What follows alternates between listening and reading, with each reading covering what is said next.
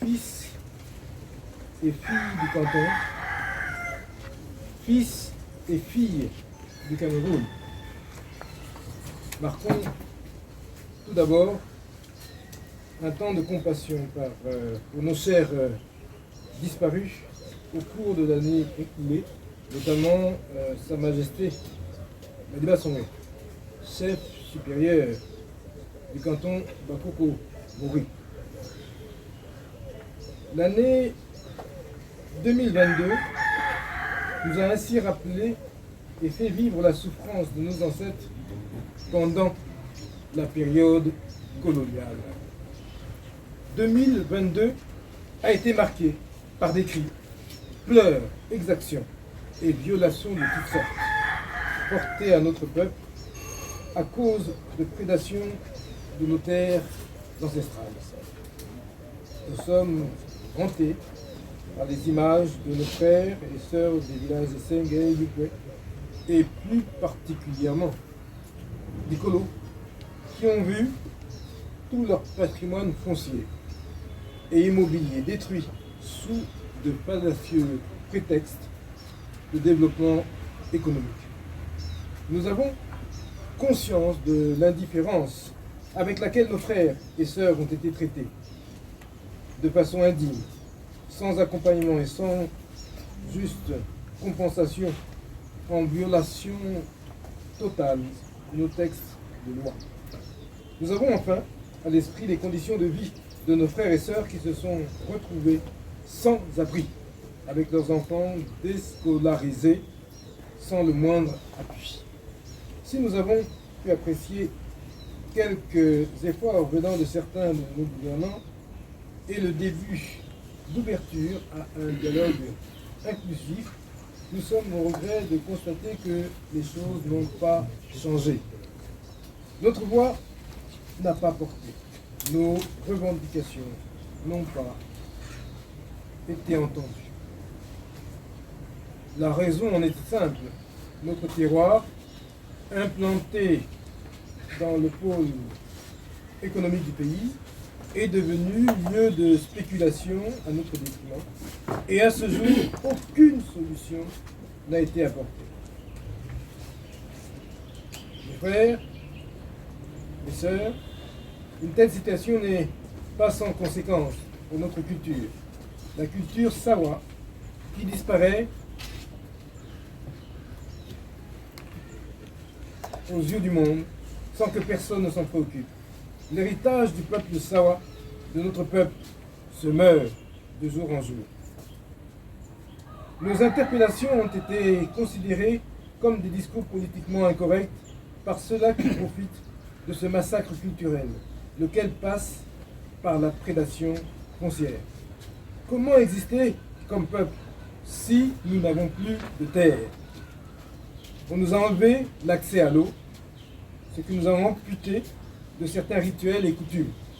Maintenant, on nous arrache notre espace de vie collectif. De plus, 2022 a vu le coup porté à notre union. Certains ont réussi à miner notre solidarité, à la distraire, pour empêcher de parler d'une seule voix. Nous sommes devenus un peuple éparpillé, sans attache, sans ancrage. Au vu des vagues successives d'indignation ayant déferlé aussi bien dans les chaumières que sur l'espace public et médiatique, en passant par les réseaux sociaux, ne serait-on pas tenté de se dire, en toute rationalité et au-delà des émotions, que cette profonde douleur aura permis de questionner le sentiment d'appartenance à notre terroir. C'est l'ensemble des filles et fils originaires de Campo jusqu'à Manfred. Mieux, c'est l'ensemble des fils et filles du Cameroun tout court. Les événements de l'Icolo constituent désormais une interpellation adressée à toutes les strates de la communauté Sawa afin de renforcer son unité. Vous l'aurez donc compris, l'année 2022 s'est achevée avec un certain apaisement. Parce que ce qui nous lie, ce que nous avons en commun est plus fort et a pour socle nos traditions ancestrales, nos figures historiques et ancestrales, ceux-là même qui ont contribué à construire le Cameroun tout entier et dont la reconnaissance dépasse nos frontières. 2023 arrive donc avec un goût amer, des souffrances endurées par notre peuple et l'espoir des attentes d'une année meilleure. 2023 arrive aussi avec des lueurs d'espoir, car si notre peuple a été déchiré, cela lui a aussi permis de se parler et de communiquer autour d'un idéal, autour d'un même idéal, notre d'Ambois, notre attachement viscéral pour notre terroir, pour notre patrie, le Cameroun. Nous devons nous organiser, nous structurer, travailler ensemble et parler d'une même voix. C'est la seule voie de sortie de crise que chacun entend. Un peuple est faible lorsqu'il est divisé. Et j'invite les uns et les autres à ne céder ni à la rumeur, ni au bruit des sirènes qui tronquent la vérité. En tout état de cause, si certains de nos dirigeants sont la cause de nos pleurs et malheurs, quelques-uns nous ont tendu la main. Tout n'est donc pas perdu pour 2023. J'en appelle donc à tous nos frères et sœurs, et en premier lieu à nos forces vives, et évidemment nos élites politiques, administratives, religieuses et traditionnelles, de travailler à nous consolider. 2023 doit être l'année de la reconquête de nos terres, de la défense de nos traditions et valeurs, en un mot, de notre culture. C'est sur cette invitation que je formule à l'endroit de tous mes vœux de bonheur et de prospérité pour l'année 2023. Je suis convaincu que l'inclusion sociale et la répartition des fruits de la croissance à tous, dont a parlé le chef de l'État dans son allocution de fin d'année, sont le chemin de la réussite.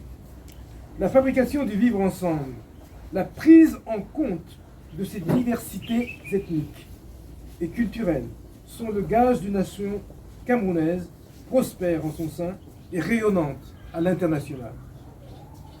C'est à cela que nous aspirons tous. Moué! Moué! Moué! Moué! Moué! Bonne année et heureuse année 2023.